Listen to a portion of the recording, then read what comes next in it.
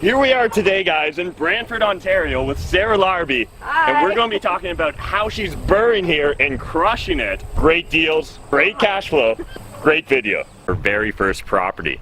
This is how we got into the real estate game, and we were so nervous about buying this property. You're crazy, don't do it, the market's going to tank. So I went home and I just Googled how to become wealthy, how to become rich, you know, how do people do it? And real estate just kept coming back up over and over and over. We actually ended up buying it within 4 hours, sight unseen. Was this asking? No, actually asking was 130 and there were 4 offers in total. Oh, okay. Yeah. So we just went, no conditions, and we went with this price. So profit of $93,000. That's amazing, especially just like thinking about doing this in under a year. What is up, YouTube? Matt McKeever here, and we've got another great compilation video for you guys, and today it's with Sarah Larbi. So if you guys don't remember Sarah, we met up with her in Brantford, and she really showed us around a bunch of different BRRRR projects. So we're looking at single families, some duplexes, things of that nature. It was very informative. One of my first times really diving deeper into the Brantford market, and we're spending a lot more time there now with my wholesale team, and I suspect we'll soon be moving into there with my apartment buying business as well. But anyways, in this video, we're really just taking some of the best highlights and moments from our times with Sarah Larbi, as well as sprinkling in some moments that you guys have never seen before that we're pulling out of the vault. I hope you guys enjoy it. Smash the like button, hit subscribe, and let me know who else should I do a compilation video with in the comment section down below, and let's jump into it. This is property number 5 for Sarah Larbi. Hi guys, how are you? We've done a few BRRRRs, and this one we really did well on. We actually bought it sight unseen. I don't have time to go back and forth for a property or two to maybe see if I like it or not. When we bought the property, we actually ended up buying it within 4 hours, sight unseen. Was this asking? No, actually asking was 130 and there were 4 offers in total. Oh, okay. Yeah. So we just went, no conditions, and we went with this price. So profit of $93,000. That's amazing, especially just like thinking about doing this in under a year. Here we are today, guys, in Brantford, Ontario with Sarah Larbi. Hi. And we're going to be talking about how she's burring here and crushing it. Great deals, great cash flow, great video. We are here today in Brantford, and we're checking out a BRRRR property. This is property number 5 for Sarah Larbi. Hi guys, how are you? And so it looks beautiful inside. We already took a quick peek, but Sarah's going to give us a tour right now, so let's jump into it. All right, let's do it. So walk us through this, Sarah. Yeah, absolutely. You're telling me it's kind of an interesting story behind how you bought the property? Yeah, so this essentially was one of our probably more successful BRRRRs that we've done. We've done a few BRRRRs, and this one we really did well on. We actually bought it sight unseen. We had worked with a realtor for a while, so we had built a good team already, and we knew the area and the market really well. And so within 4 hours of it hitting, we ended up buying it, and this was $151,000. It was super dated. I'll walk you guys through that, and we'll put some before pictures as well. And you know, put about $30,000 of reno work to make it look like this. So if you can imagine, like, this was actually completely closed in. There was like a tiny little doorway here, and there was this shed carpeting. If you can imagine purple, this like person that lived here before loved purple. So the bathtub was purple, the wallpaper everywhere was purple, there was a bunch of wall paneling. So we started renovating. Actually, we found this awesome floor underneath. Don't you love it when you're renovating and you don't have to worry about the flooring, because all of a sudden you've got this awesome hardwood underneath. So that saved us some good coin there. This property, essentially, it was listed as a 2-bedroom, but I'll show you guys that there is actually technically a 3rd bedroom in the back as well. So it was these 2 bedrooms. There was a little tiny doorway, and then the kitchen. The kitchen was actually quite something, because the stove wasn't even in the actual kitchen. So we didn't do too much in this room, like, other than put. You bought this house cash without ever seeing it. That's right. This is not the first and last either. So you're not playing around, obviously. So one of the first questions my audience is going to have is, how do you do it? Like, how do you get comfortable offering cash on a property that you've never seen before? Yeah, Yeah, so because we knew the market really, really well, like I know the area in Brantford that I like, I know the streets, I know what rents I'm going to get, I know what like prices of the houses are going to be average, I know what a deal is, because that's the point of not going and buying a house in St. Catharines and then a house in Peterborough and then a house in Brantford, because at some point you're just not going to know what the deals actually, where they are. Yeah. And so because we were just specifically, when I say we, mean my spouse, he's not into real estate as much, but he, you know, he enjoys it now. Yeah. After some time. But it was just working with a realtor that is also an investor, and you know, your whole team, whether it's your mortgage broker, your tax accountant, ideally they're also investors themselves and they work with investors, and so they went to check it out for us because they're local. And that's another big thing is ideally your realtors are local. Like I have a realtor for my cottage area in Kawarthas that I'm looking for something else, and she found us that cottage, and I wouldn't use that same person for anything else other than what they're specializing in. Just like in Brantford, I want somebody that's local. They might get pocket listings as well, but they can also go and view the properties on our behalf. I don't have time to go back and forth for a property or two to maybe see if I like it or not. It's good enough, you know, they know what we like. I don't mind a little bit of you know, sweat equity. I'm not the one doing it, of course, but you know, you got to just take action on things, and you got to move quickly, because in this time now there's just so many investors and there's so many multiple offers. I mean, this was even a multiple offer listing and we had to remove conditions. It was actually an estate sale, and so when you have estate sales, the less conditions you have, the better, right? So that they can make the decision and then it's all done. And just like working with a good team of people. So make sure that they're local, make sure that they are investors themselves, that they specialize working with investors, and it makes your life so much easier. Fantastic tips. Sarah, everyone on my YouTube channel loves diving into the numbers, so we really appreciate you laying it out for us. So walk us through, what are we looking at here? Yeah, absolutely. So when we bought the property, we actually ended up buying it within 4 hours, sight unseen. I don't recommend that everybody does that just because it's a little bit risky, but because we had worked with our realtor already for our first 4, this was number 5, we were able to trust him and he knew what we wanted, and just went through it for us, and then we just put in an offer like within 4 hours. So we got it at this price, which is incredible. And so we bought it for $151,000. So was this asking?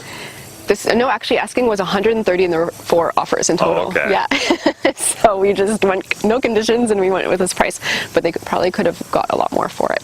But regardless, you know, we ended up trying to test just the rents, looking, you know, how it looked before, very old and not run down, but just very old-fashioned, dated and all that stuff. So we ended up actually renting it to somebody that didn't want to remove any of the wall paneling, like the shag carpeting and all the purple, and so that was $1,300. And so we were actually pretty good. We were pretty happy. Like, it's not the 1%, but it's close to 1% for Canada. And they're paying utilities too here. Absolutely. It's plus utilities, single-family properties. All the utilities are paid by the tenants. So then they ended up breaking up, and then so they moved out. And we said, okay, well, this is a good chance to burr it, because that's what we wanted to do originally. And so we ended up renovating it. It took about 2.5 months, and we spent about $30,000 in total. That included the kitchen, that included some of the flooring that you saw, not the nice wood that we found, but the rest of the flooring. That included, actually, the roof was recently redone. Oh, really? That's included? That's included. Great. Yeah, the roof, I think, cost us, it was under $3,000. It was like maybe $2,500, give or take. But, you know, labor was included in that. So everything, all in all, 2.5 months later, we ended up getting an appraisal coming back at $275. That's amazing. It is pretty cool. Like, you don't always get, I mean, I look at it and I'm like, this is a home run. Yes. But you don't always get that, and you know, sometimes you're going to take all your money out, sometimes you're not going to. But in this case, we ended up doing it, and we got all our money out and then some. Total profit, you know, with the new rent. So what we ended up doing is, once we got the appraisal done, we ended up renting it for the new rent, which is $1,545, which cash flow is about $250 a month. Still good cash flow, even after the higher refinanced amounts.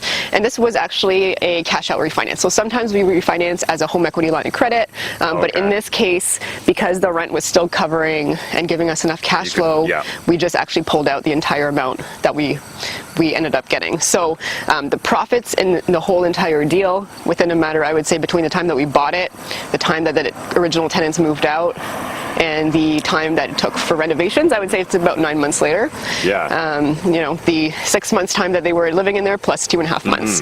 So profit of $93,000. Surplus cash was about $38,000. Yeah, that's amazing, especially just like thinking about doing this in under a year. Yeah, I mean, you know, at the end of the day, this is why we're in the real estate game. You know, it's fun. There's pros and cons, but you know, this kind of stuff is how you create that freedom for yourself, and you don't work 40 hours or 40 hours for 40 years and retire when you're 65. You know, so that to us, this makes more sense. Love it. So we didn't do too much in this room, like other than put the lighting and the little finishing touches. We put a lot into the kitchen. It wasn't actually that much money. It was about $8,000 to do the kitchen, including the appliances that we usually end up finding good deals on Kijiji. So people wanting to replace their appliances, these are perfectly fine. They were super cheap in comparison. So our kitchen was probably the biggest change, just because it was not even functioning before.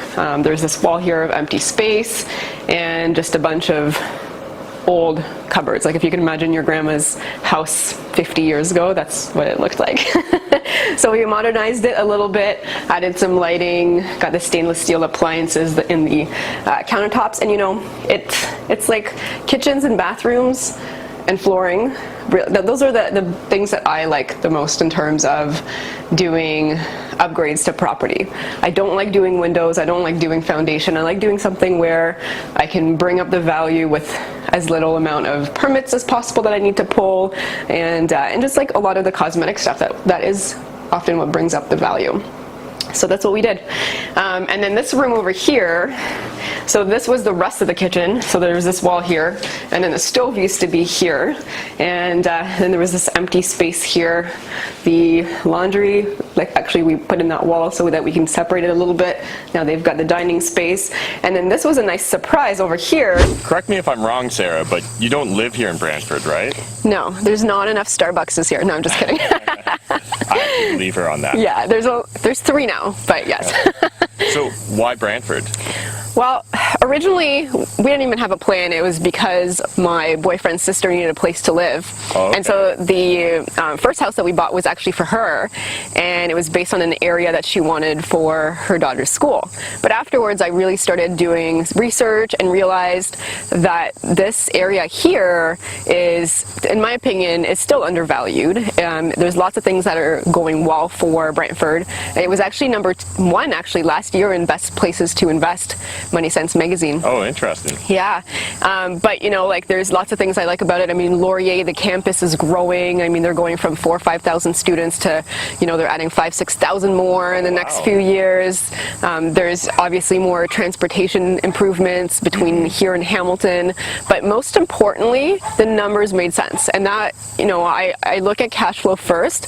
I don't need the 1% rule that they say in the US, but you know, the cash flow plus the mortgage pay down plus a little bit of appreciation, to me, I'm happy. But this is one of the things when people ask me what happens if the market tanks. I mean, I don't care. My rents aren't going down. I mean, this area has such a low vacancy. Southern Ontario, as you know, just the vacancy rate, like we have a housing shortage problem. So if the properties all of a sudden go down 20%, I'm still cash flowing. I'm still renting out my properties and making money at the end of every single month after I pay expenses, capital expenditure, taxes, and you know, mortgage, insurance, all of that good stuff, and I'm still making money. And if I was to invest where I live, which is in Oakville, I mean, I'd be paying somebody to live and rent there. Yeah, great point. And it's something that lots of beginner or novice investors overlook. You know, if we're investing for cash flow, even a small correction in the real estate pricing market isn't going to impact the day-to-day operations of our business. No, and I will say I'd be happy because I'm looking, and it might be easier to buy stuff under value, right? And you just, that's what happens when you are an investor. You just make sure that you've got cash for all of the eventualities, and if that does happen, well, I mean, I'm going to be buying. I'm sure you might be buying too. If it cash flows, that's what matters to me. Yeah, absolutely. And you know, the biggest thing I think that people don't factor in is mortgage pay down, right? That is like 5 to 6% on your money. Or if you burr, I mean, that's infinity percent, because you could potentially pull out most of it, if not all of it. And at some point, you're reusing the bank's money and it doesn't become your own anymore. So we originally saved for the first 1.5, and then we realized that you can actually refinance. We didn't even know what that concept was before. But that mortgage pay down piece is huge, because that plus appreciation over time, it'll even allow you to do it even if you don't burr, which is pretty cool. And that's how you scale. Yeah, I love it, and I love burring. Burring is awesome. We've got the dining space, and then this was a nice surprise over here, which is an actual bedroom, which was not on the listing. So we just literally added the closet. And it is the master bedroom now, and they've got a nice little sunroom to the back. So it had some nice surprises for sure. And we found some great tenants as well. So this place originally, when we bought it, this was in 2015, just the end of 2015. And you know, once in a while, like just to test out the market, I like to figure out if I can rent it as is. And believe it or not, somebody loved purple, the wall paneling and everything else, and just wanted to move in right away. And so we originally just had bought it for $151,000, planned to renovate, but they didn't want any renovations. They wanted to move in pretty much right away. So we originally had it rented for $1,300. And so after the renovations, because they ended up breaking up, so they moved out, after the renovations, the current rent is $1,545 at this point in time. But the really cool thing is that we were able to get all of our money out, our down payment money and our renovation costs as well, because we bought this property so quickly and at such a great deal, and we were able to do the right renovations to really bring up the price, and that's how we did well with this one. I mean, you're not going to have a home run with every single burr that you do, but you know, this one we did pretty well with. Sarah has built up a massive portfolio here in Brantford, all while working a full-time job. That's it, full-time. How'd you do it? Well, I have a really awesome team in place. I mean, ultimately, you can still self-manage if you're very, very diligent with who you're putting into your units as much as possible. Of course, you can't pick every single person, but if you build a good team, so like I would say, you know, you definitely want a handyman, you want a plumber, you want an HVAC person, an electrician, and when stuff happens, because things happen, they do, trust me, they do. It's a simple text or call to whoever it is, and they go and then they just email me the invoice, and because I trust them and I've been, you know, building that team over time, sometimes, you know, you find somebody and they work a little bit and then they don't work a little bit and you got to fire them, but you know, over time you're going to be all set if you do it right and you just have some key members of your team. And if you're just brand new and you're just getting started, because you're a realtor or as an investor, they probably have their team and you can start building that way. True. So that's what we did when we bought the cottage in Peterborough. So we didn't really have a team yet, and we just started using the realtors team, and then we just upgrade if anyone needs upgrading over time. I love it. Systems and delegation, that's the key. Thank you so much for watching this video. I hope that I was able to provide some insights and help you in your journey to burring and real estate investing. If you wanted to get in touch, feel free to reach out to me. You can email me, which is sarah@sarahlarbi.com. You can follow me on Instagram, Investor Sarah Larbi, or go to my website and check out some of the different courses. There's also a free checklist as well for how to screen tenants, and also how to find a great property and a great market. So you can go to sarahlarbi.com for that. I mean, this feels a lot better than a day job, right? It does. Work hard, play hard. Hey YouTube, have you been thinking about becoming a wholesaler, but not sure how to get started? Maybe you've got no money, maybe you're just a little scared to get out of the gate. Well, I had Ammar from my wholesale team. He started and did his first deal in his first 68 days, made $25,000 as his first gross wholesale fee, write an ebook. So in this 20-page ebook, Ammar breaks down for you step by step how he went and knocked over 2,100 doors to make $25,000. Completely free ebook, just want to pay it forward to you guys. If you're interested in grabbing it, we'll throw a link in the video description down below. Grab your copy of Ammar's ebook today. I'm in Brantford today, and we're meeting up with Sarah Larbi, and we're going back to where it all started, her very first property. Let's check it out. Hey Sarah. Hi. How's it going? Awesome. I'm super excited to show you my very first property. This is how we got into the real estate game, and we were so nervous about buying this property, but you know what? It was what started it all and what helped us get to having absolutely nothing, tons of, like liabilities, I would say, not a whole lot of assets, and this was in 2013, within just a few short years have completely changed our financial picture. So let me show you inside. Check it out. Yeah. Absolutely. So I will say that the decor inside is absolutely amazing. My tenant David did such a great job. He lives here with his grandma, and they took a house that, it was nice, but it was not beautiful, and he totally made it awesome. And I'm excited to show you guys, because you can have good tenants and you can have bad tenants, but you can still have good tenants that don't really, take pride into where they're living. But you can see that David has pride, and really from every single small detail has thought of absolutely everything. I think he actually probably stained this as well. So it wasn't stained before. I'm looking at it now, but let's go in. What originally sparked your interest in real estate investing, Sarah?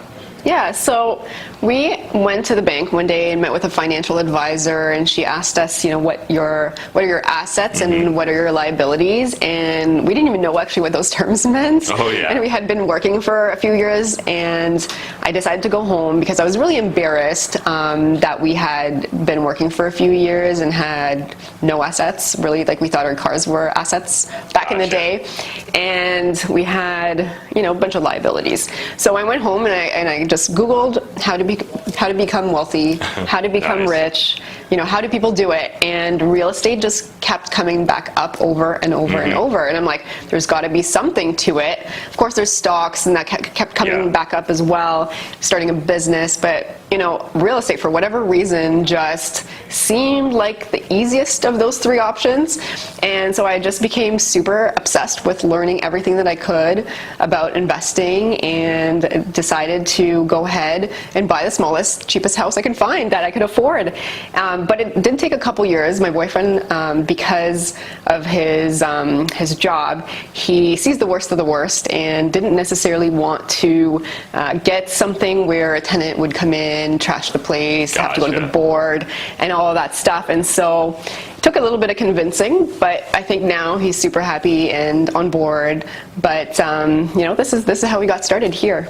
I love it. So was there a resource, a book, a video, a course that you took that really gave you guys the confidence to move forward, or was it just self-studying?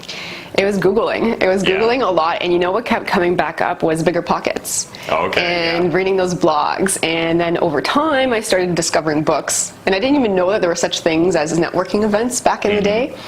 And it wasn't even that long ago, but I just didn't even know where to start. And so Bigger Pockets was that piece for me. And then I realized that they had podcasts, and so I listened to podcasts instead of the radio and instead of the TV. I figured, okay, I'm working full time, so how do I make the rest of my 8 hours, because you sleep for 8 hours, you work for 8 hours, so how do I make the rest of those 8 hours productive? And so I cut out all those things and then just started trying to learn from the car, from driving to and from work, and over time you just absorb it and you get better. But the biggest thing, I think, is actually doing it.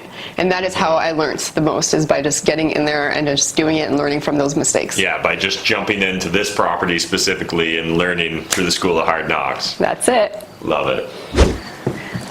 So as you can see, everything is just so nicely put together. We BRRRR'd this, but it was a few years afterwards. So when we first bought this house, we bought it for $129,000, and literally, because we didn't have even the concept of being able to use equity, we didn't have equity anyways, we ended up scraping our pennies together. I had 2 jobs at one point. I cashed out my vacation to have enough money to put the 20% down to buy our first rental property. So it's it definitely is one of the houses I like the most, I think, just because it signifies how we started changing our lives. So this is the living room here. The flooring is original. This used to be just a one-bedroom house, and I think that's why it sat on the market for a long time and why the price might have been, you know, a great steal for us. We ended up just making 2 small bedrooms out of it. So you can take a look inside over here. You've got enough room for a queen. I believe that's a queen. And then this room is a little bit smaller. There's a cat in there as well, but you can still, as you can see, fit a bed. There's a window. This used to actually be the closet here. So we opened that up. And this kitchen, so where we spent a lot of money on was fixing this part up a little bit. So we... All right, Sarah, let's break down the numbers behind your very first property. Okay, sure. So this one we purchased, and it took some time to purchase this one. We had to look at a lot of them, and I think we saw this place 2 or 3 times before we decided to actually do it.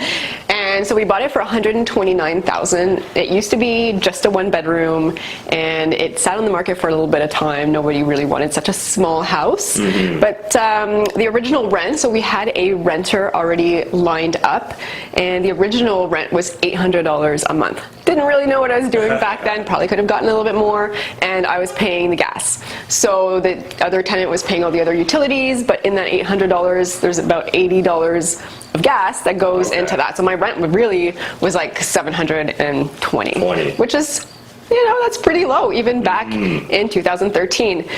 The renos that we did, it's a little bit actually over time. So originally we made this into a 2-bedroom, we did the roof, and when the last tenants moved out, it was definitely needed to have a little refresh. So we got a new kitchen put in, a new bathroom vanity, repainted everything, and put about, I would say, all in all, with the roof and everything like that, $15,000 of renos over the last few years. The new current rent now plus utilities is $1,425, and we just got it appraised actually back in 2018, just last year, and it appraised for $260. So part of it is going to be the reno, but part of it is also the area itself. Yes. And so when you bought originally, did you know or suspect that this area would appreciate or gentrify over time? When I bought this originally, I just wanted to get in the game and in the market. I really didn't see beyond the fact that I was going to rent and the tenant was already chosen, and this is where they wanted to live.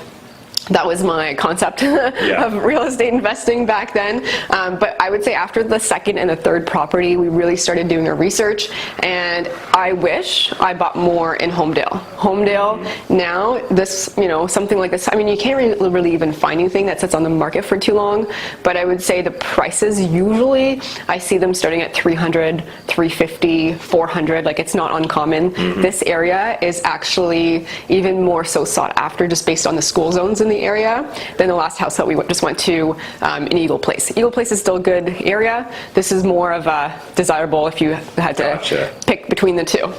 So you decided to make the leap to become a real estate investor. What did friends and family think and say when you said, hey, I'm going to get into real estate? Yeah, you know, for me, I was actually pretty lucky. My parents are entrepreneurs, and so they don't necessarily have a 9-to-5 job, and they were always pushing us to try to do more. And so when I suggested real estate, they were actually pretty supportive. So they didn't really know much about it, but they said, hey, you know what, go ahead and try it and see what happens. And so I think that was great. And then Matt's parents were local in Brantford. We're not too far, and you know, they also encouraged us. I mean, I don't think they understood it either, but we didn't get those comments of like, you're crazy, don't do it, the market's going to tank. So we didn't get that. We got some support, which I think was really good and really helpful. But you know, when it comes to my friends, I think they just didn't understand. But some of them were still supportive nonetheless. I think when you're an investor and you're thinking of doing something like this, you're thinking outside of the box. You're not, you know, going to work, coming home, watching TV, doing your stuff. Like, you're really changing how you want to be financially free or how you want to be financially. And a lot of people don't even think that far, right? They spend more time planning a vacation than planning their future. So yes, my friends were supportive, but you know, I still think that some of them to this day still don't really understand. But that's okay. That's okay. And you know what the really cool thing is, over time with networking, your friends actually become investors that you meet. And so I mean, I look at it and I look at, you know, the past 5 years, who I hang out with the most, they're actually investors at this point. And of course, I still have some high school friends and some university friends that are awesome, but you know, like the people that are similar and have similar mindsets, I find that you just gravitate towards them and you just spend more time with them. This kitchen, so where we spent a lot of money on was fixing this part up a little bit. So we had Tenant prior, and a lot of the cupboards were just really grungy and just worn. And so we just ended up paying, I think it was like $4,000 or $5,000 to redo this kitchen. Kept the appliances, kept the flooring. We just added a little bit of flooring here, and then we changed the bathroom slightly. It looks beautiful. Actually, I haven't seen it yet. We just got a new vanity, but kept the flooring the same. And it's just a small house, actually. The laundry is just right in here. So this is probably like 500 or 600 square feet. Like, it is tiny. Like, literally, we bought what we could afford at that point in time. And you know, the cool thing is that, so when we first bought this, we were renting it at $800, and the tenant was not paying gas because they couldn't get the gas under their name. Long story short, we didn't even realize how much rent was going. This is actually Homedale, so really nice area of Brantford, but we could have gotten more. And we didn't do that research originally. We just decided that, you know what, the tenant is going to pay this price because that's what they can afford. And, you know, we figured out based on, you know, our mortgage, taxes, insurance, etc., this would cover it. And we could have like gotten $400 or $500 more if we had just done a little research in the beginning to figure out what the market rents were. And anyways, long story short, so this was in 2013, and when the last tenants moved out, we ended up doing the renovations, and then that's when we got the new rent and the refinance. So the new rent right now is $14.25 plus all the utilities. I don't have to pay the gas anymore, anything like that. And also the appraisal came back at $260, even for just a small house. $260, bought it for $129, and this was back in 2013. But you know, today, in 10 years from now, today's dollars will seem really cheap as well. You can't buy anything at this point in time unless it's completely a tear down for that price in Brantford. I mean, you're probably looking at $250 to $300 starting, but in 10 years from now, that $250 to $300 starting, you're going to be looking at a lot more. So if you're thinking about it and saying, oh, well, you know what, she got in the right time, today is still the right time because appreciation does happen over time. Yes, you might have a down year or two, but over time, you're going to be much better off. So if you haven't started yet, get in the game today. In 5 years from now, in 10 years from now, you're going to be extremely happy that you did. Sarah, this is your first property we're staying in right now. Back in 2013, that's when you bought it, right? It's yes. 6 years later now. You have 9 properties, 12 doors, I think. What did you have that vision in place from day one? Has it evolved? What does that look like? It definitely has evolved. And in the beginning, I thought I needed to buy just 10 properties because I ended up going to some seminar. I can't remember what it was. It wasn't about real estate, but there was somebody there talking about it. And they said, if you just buy like a house a year for 10 years and you have 10, you're set, which is true. But when I met my mortgage broker, like the stuff that you actually learn is not that we need 10, we actually needed a lot more because of our income expectations and what we want as income. And so that is a great exercise to do. I don't think you should just, and I shouldn't say should, but I don't think people want to just say, I'm going to buy 10 just to buy 10. I think it's all about income. Mm-hmm. You know, what do you need to set yourself up? And if it's $5,000 a month, work it backwards. If it's $2,000 a month, work it backwards. And everybody's number is different. So yes, it went from 10 to about 29. Oh, okay. Because I wanted a higher number, but it doesn't mean that you have to have a higher number. And you know, by doing the BRRRR, in this strategy, you can accelerate that as well a lot faster. And so absolutely, it evolves. And did I have a plan when I first bought this? No, I just wanted to get into the game because at the end of the day, it's about taking action. Mm-hmm. It's time in the market, not time in the market, right? As a lot of us have heard. That's it. thank you so much for watching this video. Super excited to show you the properties, and this one specifically because this is how I got started in this real estate investing game. And if you wanted to reach out, if you had more questions, feel free to email me, sarah@sarahlarbi.com, or you can check out my website, sarahlarbi.com, or come out to the Right Club. If you have not been to our club yet and you're in the Burlington or surrounding area, send me a message and your first one is on me. Complimentary ticket for your first event, so feel free to come out. And again, sarahlarbi.com. I just wanted to get into the game because at the end of the day, it's about taking action. It's time in the market, not timing the market, right? As a lot of us have heard. That's it. If you don't mind, do you have a roadmap? Like, would we be able to talk about that? Like, okay, Sarah, you're at 9 properties now. The goal is 29. What does that look like? Yeah, I can make it up. Okay, that's good.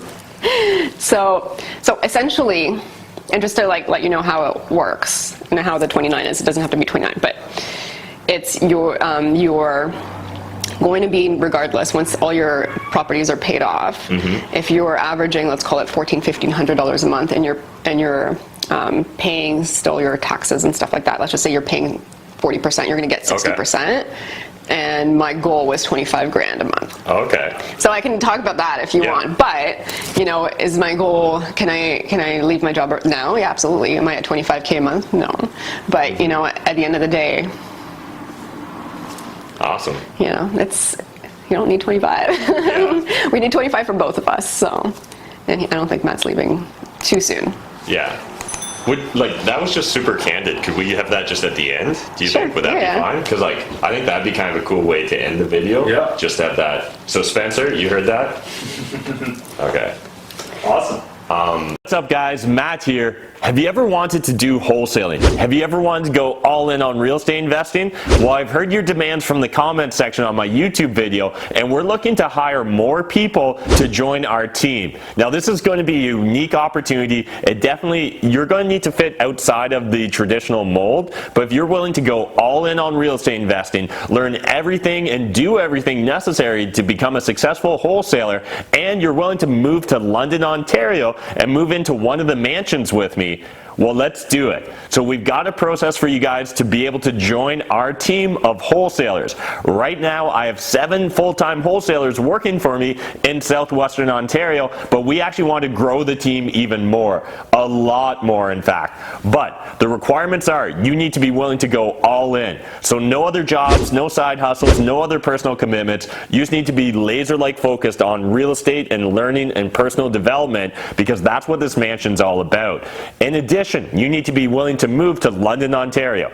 I don't care where you currently live, but you need to be willing to move to London, Ontario. You need to be eligible to work in Ontario, all that good stuff. But otherwise, that's pretty much it. We're just looking for really dedicated, really hungry individuals that want to join our team. If you want to apply, send us an email, clickwholesaling@gmail.com. You're probably going to spell click wrong, so we're throwing it up here on the screen. We'll also have a link in the video description down below. But this is a once-in-a-lifetime opportunity, guys. You've seen the evolution of Adam Martin from my team over the years. He joined us back in 2018, and he knew nothing about real estate investing. He'd never made an offer, never bought real estate, never made $1 off of real estate, and today he's absolutely crushing it. I know there's a lot of people that aspire to be the next Adam Martin. As well, you've seen the evolution of Mike and Shahir from my team and how they've grown as individuals and wholesalers as well. In fact, we've even got a whole new crop of wholesalers that you really haven't seen yet on the YouTube channel, but they'll be coming soon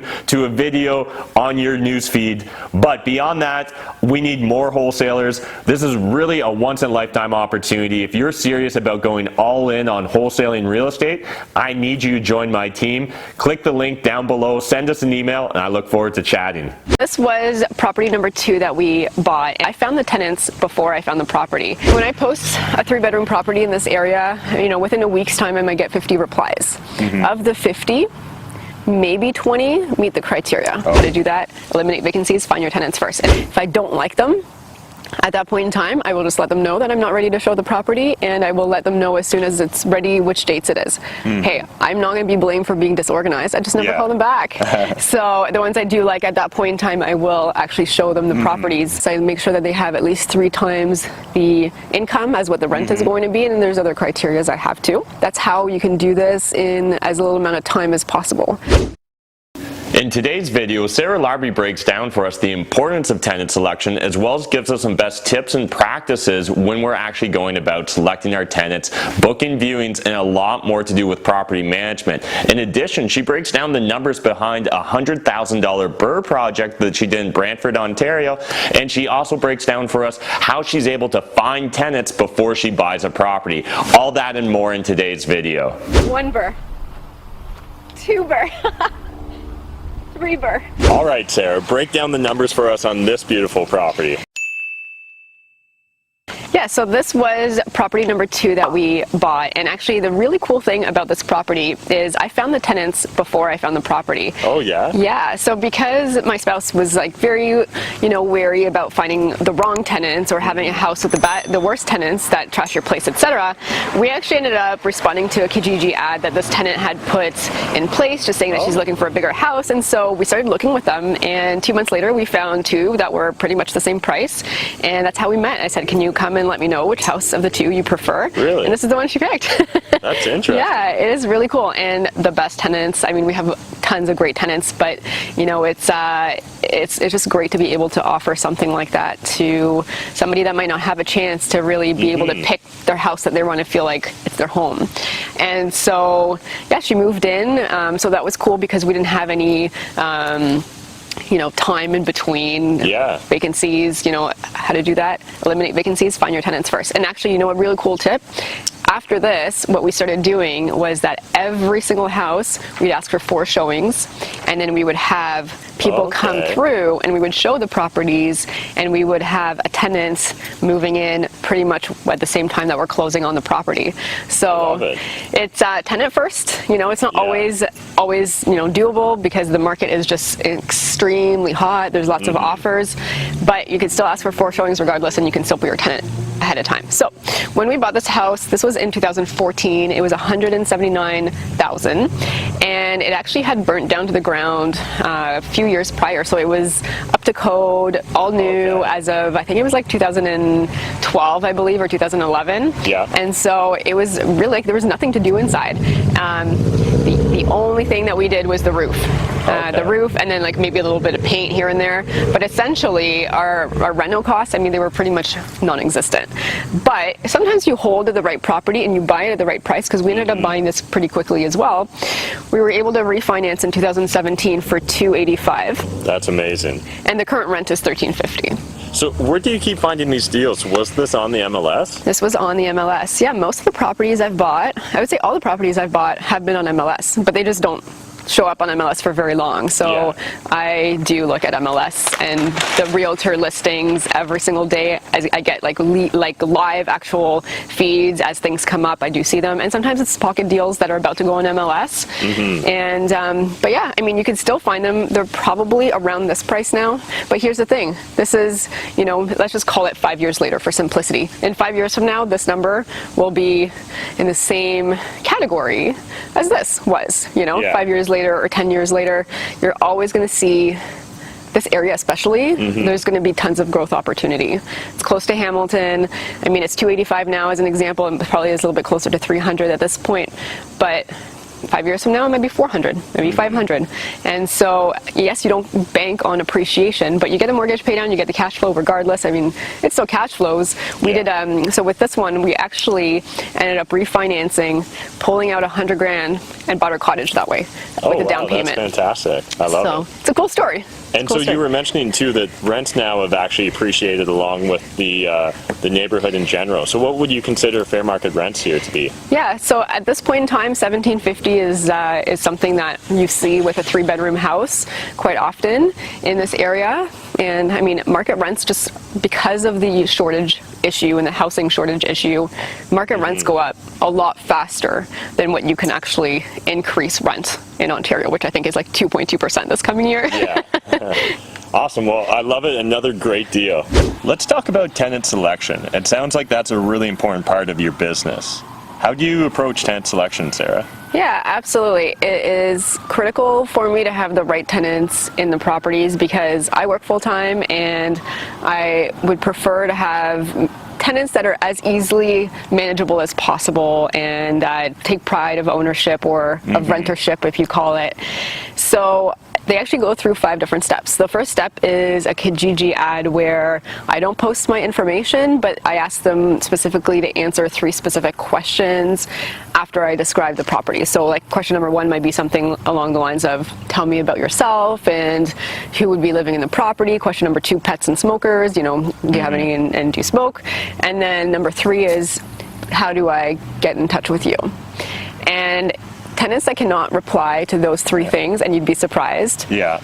It's quite a lot. They just automatically get disqualified. And the great thing is they don't have access to my phone number or my email or anything. So interesting. I will post, I would say when I post a 3-bedroom property in this area, you know, within a week's time I might get 50 replies. Of the 50, maybe 20 meet the criteria. Okay. Because also, like, because you allow pets, and you have to. Yeah. There's going to be people that will tell you that they have a lizard, a snake, a bunch of, you know, whatever, like 10 animals. And I don't mind animals, I just don't want 10 animals in my properties.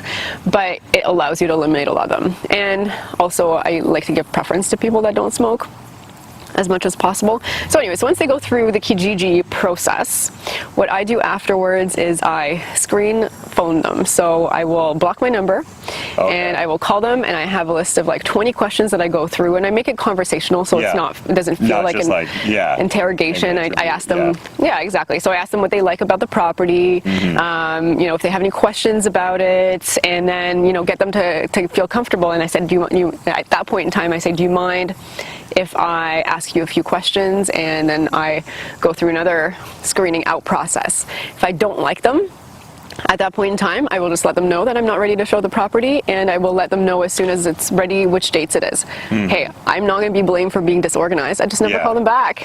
So the ones I do like at that point in time, I will actually show them the properties.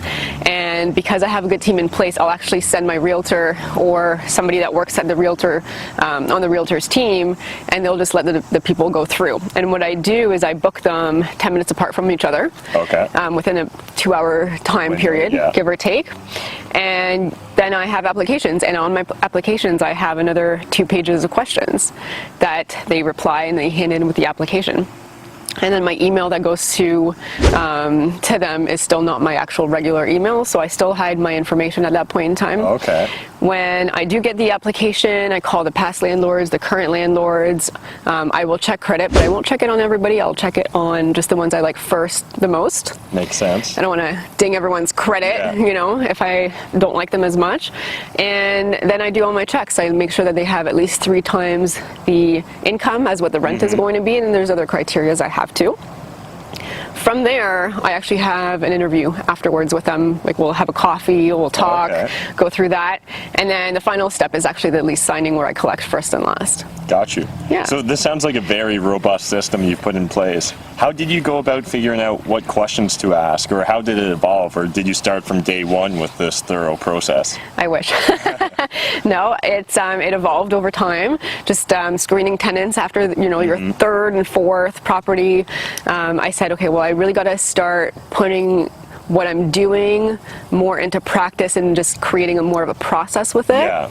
So it took like 3 or 4 properties to get there, but you know, ultimately, like that's how you can do this in as little amount of time as possible, is to create those processes. But the really cool thing is you can duplicate yourself by having your realtor help you out. Because, you know, the property that we went to and that we were just at in Homedale, that person was completely, entirely screened using my process, the same process, by my realtor. And that realtor followed the steps, and I have a great tenant. And so now I'm trying to delegate even more that I used to, and I do enjoy the tenant screening process, but because of all the different things that I'm doing, if I can hand it off to someone that's going to be just as good and local, why not? Yeah, I love it. Great tips. So Sarah, a lot of investors get caught up in analysis paralysis. What sort of tips would you give to first-time investors, you know, to help give them the confidence to move forward? One of the biggest things I was missing was I didn't know other investors. It was me trying to do this. Yes. And it was me trying to read books or trying to read articles and listening to podcasts. But networking groups are just the most, I think, the most important thing when you're starting out, because it'll allow you to see what others are doing that are actually doing it. And what you see other than this on the news is not positive, right? Yeah. You hear all the horror stories and most people don't want to do it because of that. And I would say just find a good networking group, or 2 or 3. You can go to many, to as many as possible, and then start meeting people that are doing what you want to do in the strategy that you want to do, and then potentially, hopefully, in the location that you want as well. And also, if you have the ability to get a mentor or a coach, do that as well. Yeah, I love it. Awesome. So hope you enjoyed the video. If you have any questions, reach out to Sarah at sarahlarbi.com. That's my email, or sarahlarbi.com, and contact me at the Contact Me page. And also follow me on Instagram, Investor Sarah Larbi, and let me know what your story is and why you're struggling to get started. And reach out to me so I can help you. Thanks again to Sarah for taking the time to shoot these videos, and I hope you guys enjoyed it. If you did, smash that like button, hit the subscribe button if you're new to my channel, and let me know who else should I be doing compilation videos with in the comment section down below.